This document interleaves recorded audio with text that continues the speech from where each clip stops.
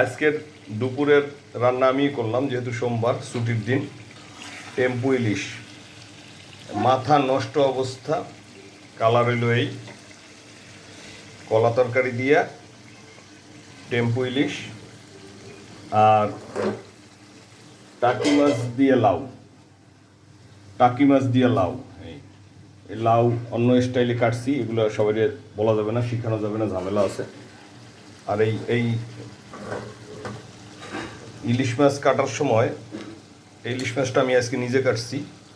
এইখানে কিন্তু কোনো কিছু ফালাই নাই, কোনো কাটা কোটা ইলিশ মাছের কাটা ফালানো যাবে না।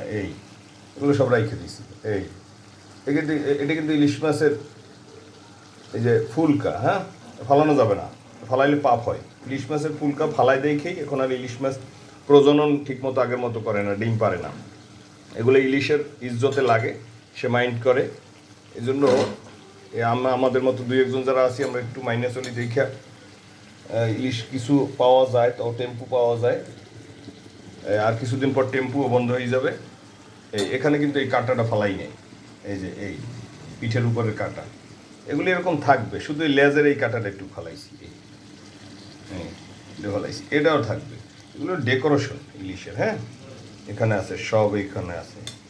তো এটা আজকে আমরা এখন খাবো, খাইয়ে তারপরে এলো যে অন্য কাজ, তার আগে না। এই খাবার দাও।